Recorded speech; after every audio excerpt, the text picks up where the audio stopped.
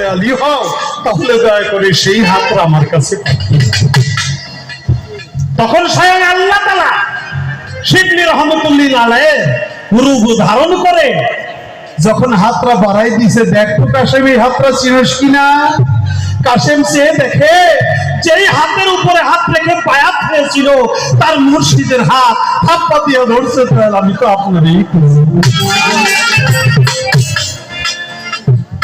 নদীর কিনারে দেখে আমার আল্লাহ তো গায়েবুল মালিক, সে গায়েব হয়ে গেছে। আর দরবার থেকে শিবলি রহমতুল্লাহ আলাইহি পাগল হয়ে গেছে। হায় হায় করলাম কি, যেই ভক্তকে এত বড় পরীক্ষায় ফেললাম, সাগরে ফেলে দিলাম হাত পাও বেঁধে, সে পরীক্ষায় পাশ করলো কি করলো না। ভক্তের জন্য গুরু এরকম কাঁদে। দৌড়াইতে দৌড়াইতে যখন নদীর ঘাটে আসছে, আইসা দেখে ভক্ত সেখানেই বসে রয়েছে। ডাক দিয়া বুকে নিয়ে বলে, আজকে তুই সঠিক কথা বলেছিস, এর প্রমাণও হয়ে গেছে মুর্শিদ রূপেই খোদা। আর মুর্শিদ থেকে আল্লাহ প্রভু নয়। তাই কত রং বিরঙে কত রং বিরঙে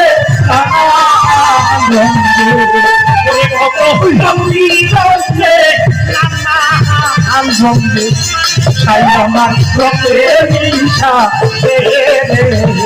মুর্শিদ মুর্শিদ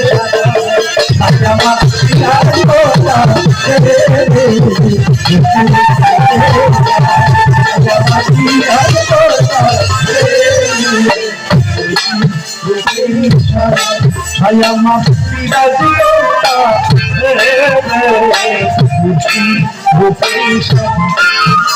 আমার বিরাজ করতা